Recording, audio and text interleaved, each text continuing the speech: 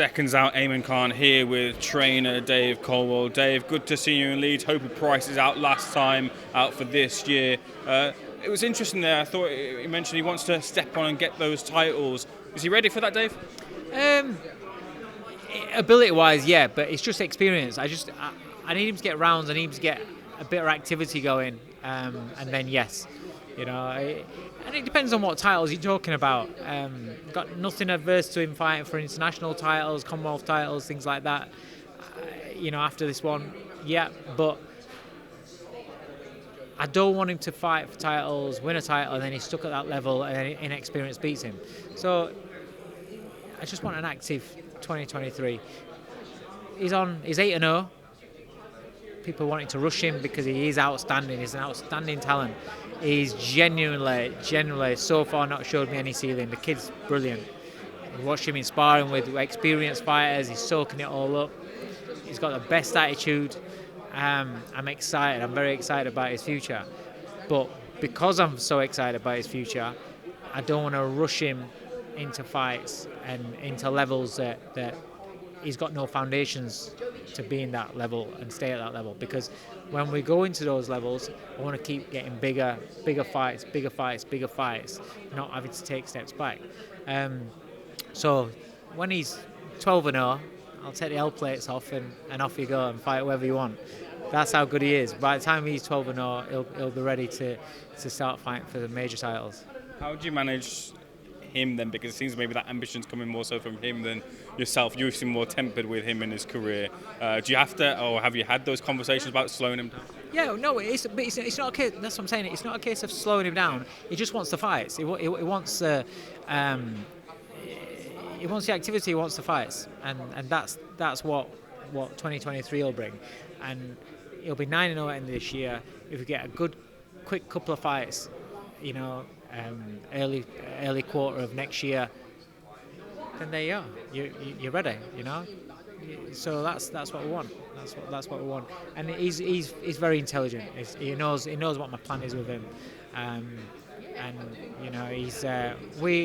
It's like opponents. We keep getting good opponents that you might have heard of, and then we don't hear nothing from him, and you say yes to that opponent and it's changed. Yes to that opponent, it's a change. The opponent he was supposed to have had was a Frenchman that in his last two fights he boxed Warrington, and he boxed Kush, was it? the French guy. Kush. Yeah. Okay. That's what we tried to get for this fight. It's quite a big step up. It was done, and then we didn't hear nothing from him. So it's through, it's not through no fault of his own. And that would have been a good step up, would have been a good fight for him. But it's not. You're not in that massive jump. That's what I want. I want the steps up, but I don't want to go too big. He wins that fight, but then everybody else that's there that's challenging for those titles that he's got is more experienced, a lot higher up in the rankings. I don't want that. I want him to be right. I want the timing to be right, because when he's let off the leash and he goes to that level, then he's going to go through the levels. The kid's outstanding. He's without doubt outstanding. He's the best prospect he's got.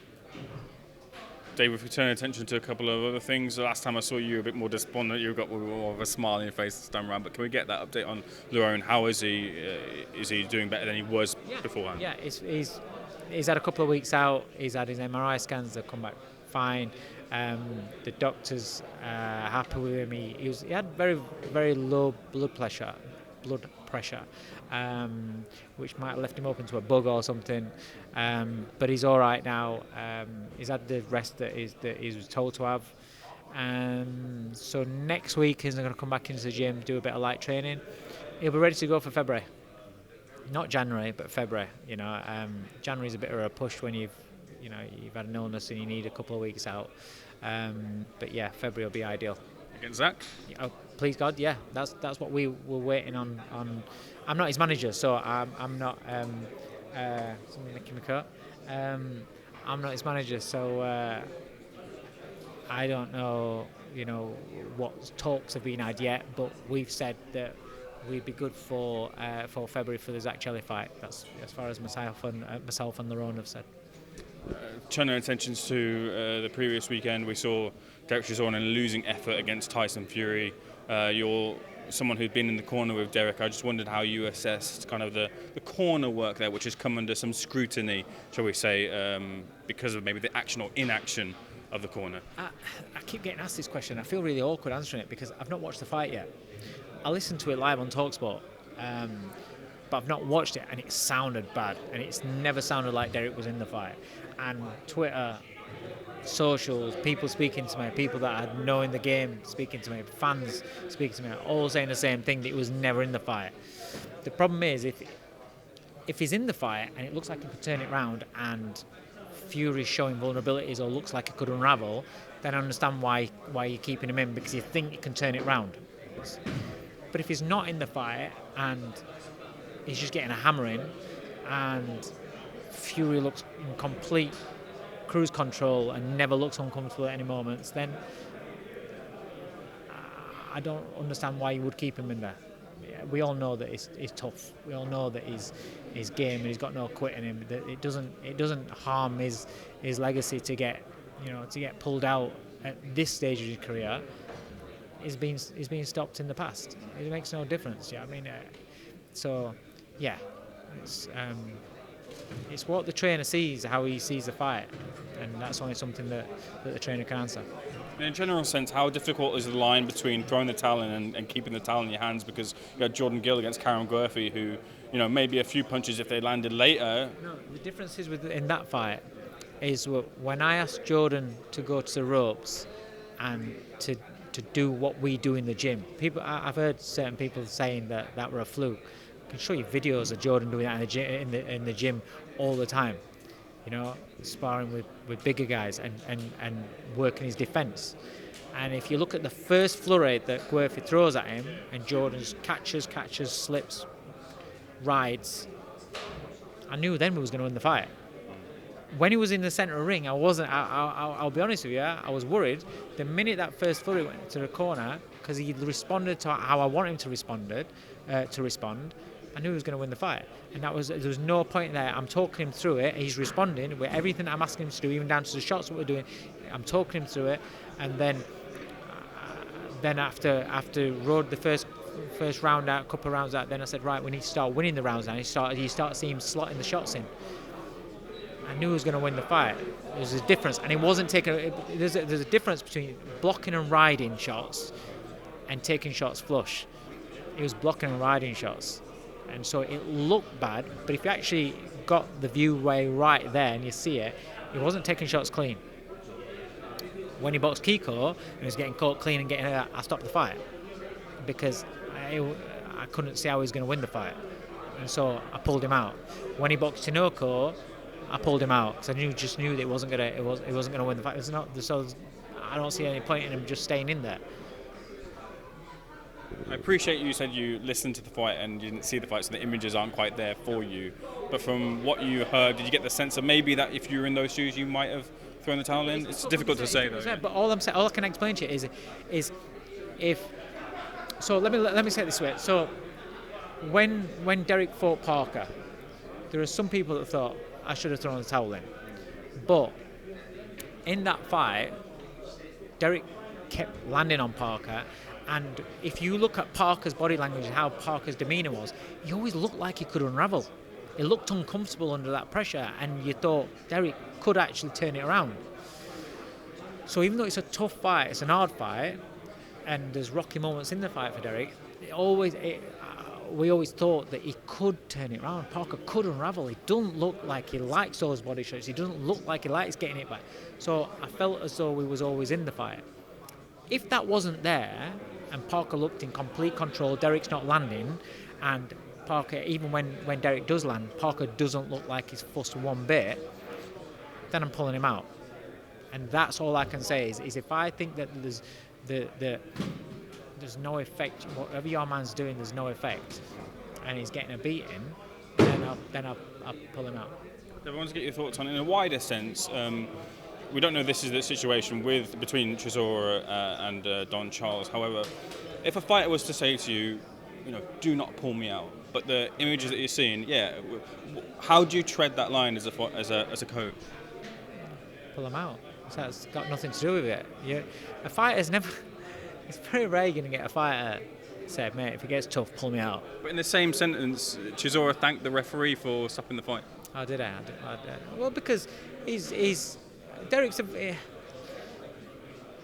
he'll have just thanked him because he knows that the referee looked out for him there, and in referee's eyes, he'd had enough. And he's like, okay. But if it doesn't matter if the fighter's saying, "Oh, keep me in there," but this isn't Rocky. It's not, it's not a bit of makeup that after you've filmed it, you take it off. This is like damage. So if the fighter's saying no, then you just do it anyway. That's your responsibility. And if they're never going to talk to you again, then you have to live with that. That's it. But I'd rather it be that point where he's not going to talk to me again because he's pissed off because I stopped the fight, rather than he's not going to talk to me again because he can't talk to me again. They found a couple of topics I want to get your thoughts on.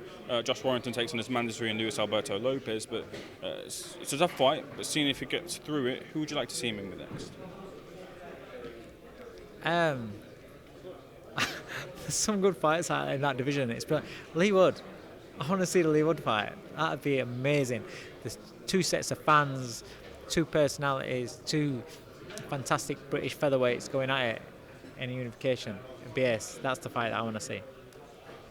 Would you not begrudge him if he went a different direction? Because he's always kind of championed that away day. I know Nottingham would be an away day, but an overseas away day. No, I get that. He's had an amazing career, and he's been brilliant for British and Leeds boxing. So I can't begrudge him anything that he chooses to do. If that's his dream, that's his dream. As a fan, obviously, and a British boxing fan, you want to see two British fighters fighting for world titles, unifying and stuff like that, and it'd be huge spectacle. But if he wants to do that, then you can't begrudge him. Final thing, disappointed, but you can't begrudge him. Final thing, I want to get your thoughts on Anthony Joshua's kind of going through with his kind of saying of wanting to pick the brains of a number of coaches. He's overseas. He's currently with Virgil Hunter. Do you think that Virgil Hunter's stance and ethics of training is something that will fit with Anthony Joshua? I don't know. If AJ trusts him, and it's not something that he has to overthink at this stage in his career, I think, and then great. Virgil Hunter's an amazing trainer, amazing coach, such a knowledgeable man as well. So it's only going to do him good, but whether he can translate that and go out there and follow the instructions and be comfortable in doing the things that Virgil Hunter would like him to do, that's another matter. I don't know. And it's all about. Sometimes it's not about being with the best coach in the world. Sometimes it's just about being with a coach that can get the best out of you, and that's how I think it needs to be. It needs to be somebody that AJ trusts completely, so then he doesn't have to go around asking other people their opinions on and actually absorbing it. Think, right, he thinks I should do this, so he's almost going in there half confused, or just a mix of ideas in his head.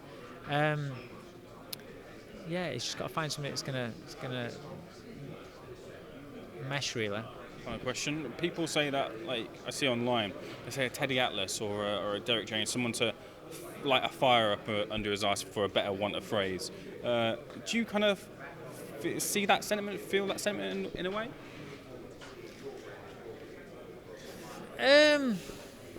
I get the light a fire up his arse, but what, to the point of being reckless? Are you talking about a fighter that's impenetrable and can walk through this fire, or are you talking about a fire that's got vulnerabilities, and you also got to manage those vulnerabilities and be smarter? Certain fighters can be that, just tear up merchant, go in there and be raw and stuff like that, because when they get clipped back, they're fine. Fighters that are going to get clipped back, you got to be a bit more clever. Dave, pleasure speaking to you. Much appreciated. Thanks for being in Seconds Out.